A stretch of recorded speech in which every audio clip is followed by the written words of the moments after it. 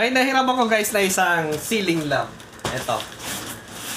Bago nila ilagay, hiniram ko muna. So ito, tinakbo ko yung isa.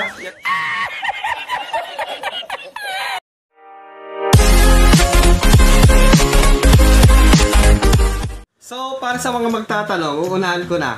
Ito guys ay hiram ko lang, hindi ko alam kung saan nila nabili. Yung link, wala akong idea kasi hiram ko lang siya. Sa panahon kasi ngayon, kailangan natin yung tipid ng kuryente na ilaw, tapos dapat medyo maganda rin siya. Okay? Balita ko dito, tricolor daw to eh. So kung gagamitin natin ay incandescent, isa lang yung kulay niya. Kung gusto mong maraming kulay, multiple yung gagamitin mong bumbilya. So dito, dahil sa LED siya, matipid na sa kuryente, tapos tricolor pa. So tingnan natin kung totoo nga. Yun ang sabi ng may-ari. Yun.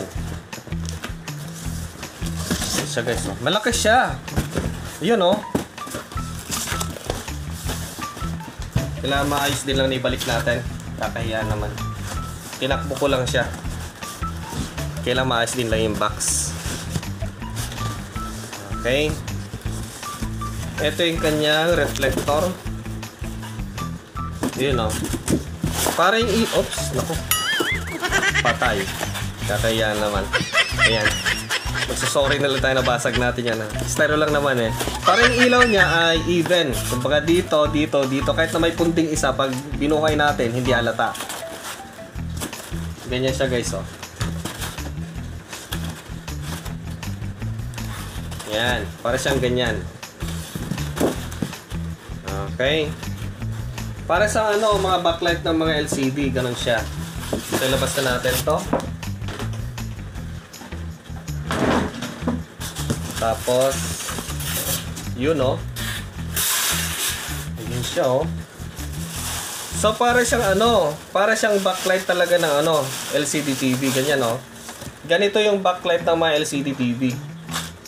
Ayan, isang idea din sa mga ano, sa mga technician. So kung talagang wala nang mahanap na ano, backlight ng TV, eto guys, meron na siyang kasamang power supply oh. Yun, tatanggal pa yung isang ano oh, holder niya oh. Kompleto na siya, meron na siyang ano oh, reflector. Tapos, ang problema lang nito ay tricolor, yun oh. Ilan yung wire sa kanya? Ilabas muna natin pala. Oops, no, dumikit na siya oh. Yun lang, dumikit siya. Sabi kasi niya, medyo matagal na tong stock niya sa ano. Ayun, no, dumikit na siya, oh. Kung sa bagay, madali lang matanggal yan. Okay? Labas natin. Ayun, oh, nilabas na niya sa ano. Bali, nabuksan niya siguro to. Nilabas na niya sa ano, supot niya. Okay, so ilabas muna natin. So, yan siya guys. Palakasin natin yung ilaw. Yun, oh.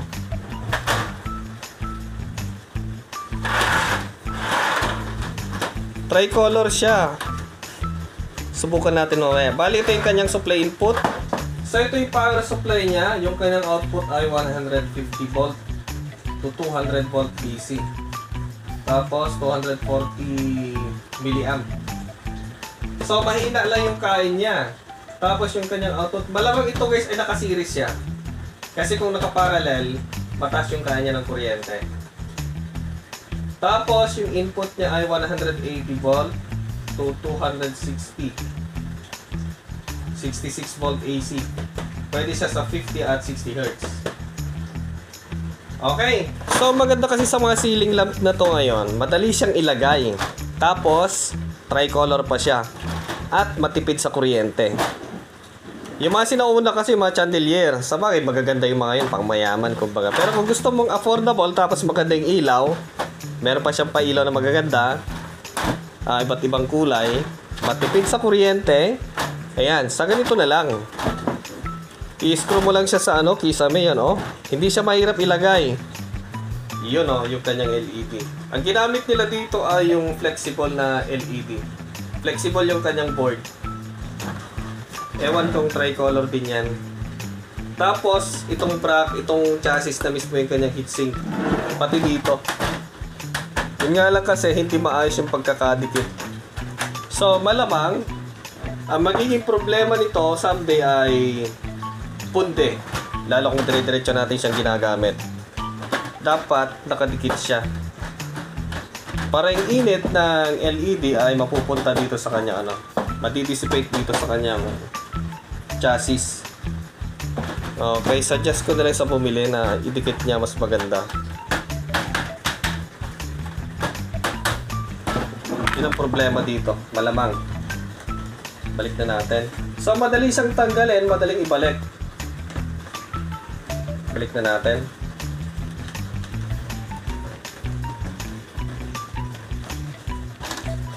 Huwag na natin bawasan. Ayan na natin na yung may-ari magbawas.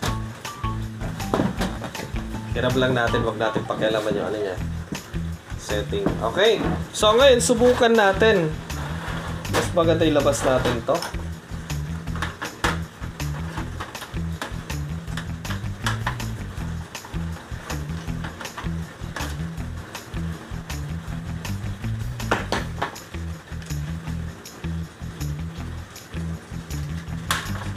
Okay. So ito guys yung kanyang power supply. Okay, para pababain yung kanyang ampere. Kahit sabihin natin na umaabot siya ng 200 volt, pero mababa na yung kanyang ampere. So kahit na 2 or 3 na lang yung kanyang LED, babagsak at babagsak yung ampere at mapapailaw niya at hindi mapupundi. Ang dahilan na lang siguro para mapundi ito ay yung init. Kasi nga hindi siya nakadikit. Mas maganda nakadikit.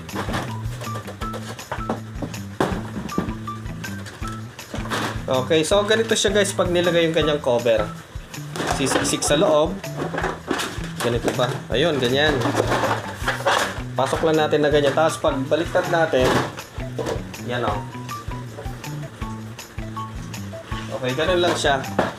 Okay, huwag tayong gumamit ng grid kasi nga malakas. Ito na lang. Okay, try natin.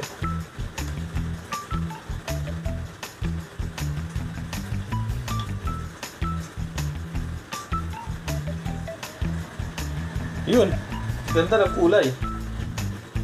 Okay. So ganyan siya guys. Liwanag oh. Ang liwanag niya. Nakasan natin to. Mas maliwanag pa rin. Susubukan pa natin ulit. Kasi ang nito, ang change color niya ay yung switch, main switch ng bahay. Parang papatayin mo lang siya. Okay? Ayun. Dito sa side. Yan o. Tingnan natin kung may ibang kulay. Ayun. Umilaw na yung puti. Galing. Tapos, lahat na siya ngayon umiilaw pati sa side. So, ang kinakain niya ngayon guys ay nasa, pakita natin. So, yan guys ay lahat-lahat na. Nakailaw siya. So, yan yung kinakain niya, 79 watts. Okay. Tanggalin natin.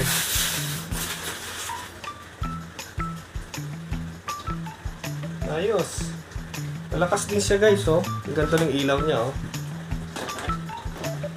Boom.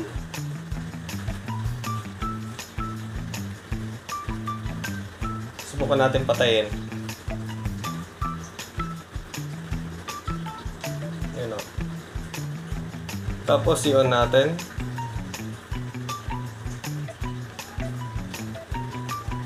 Yun.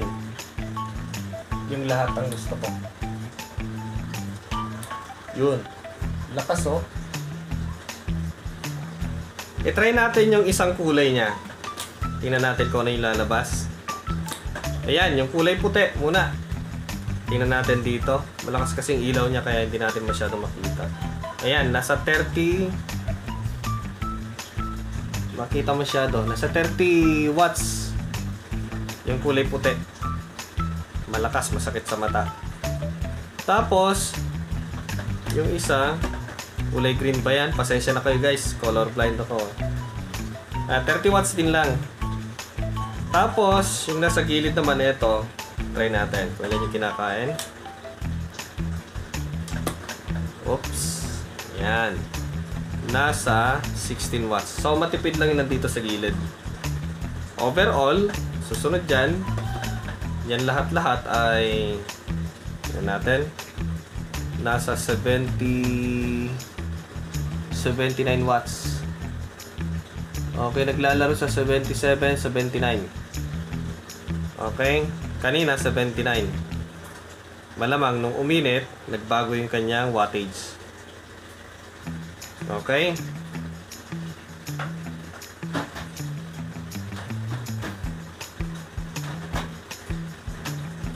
Yan.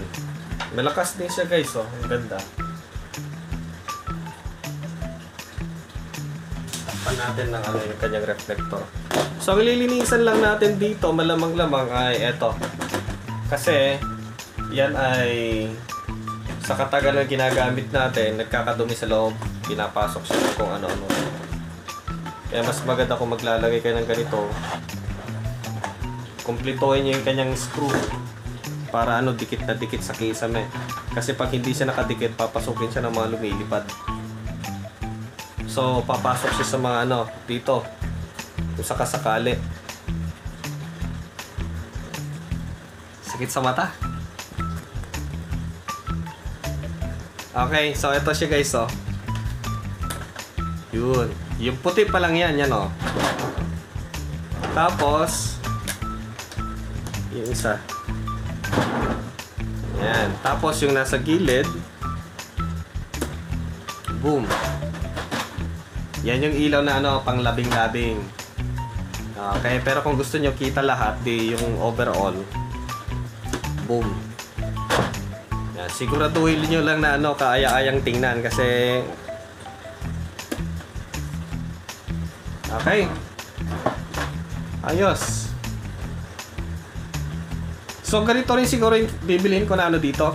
Sabi kasi nung bumili dito, ang bili niya dito ay nasa 800 yata pesos ang isa.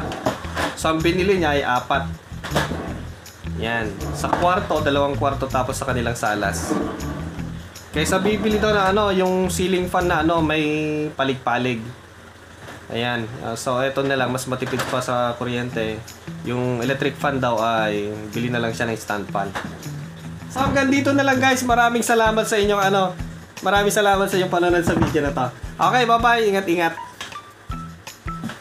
Okay, kunin mo na.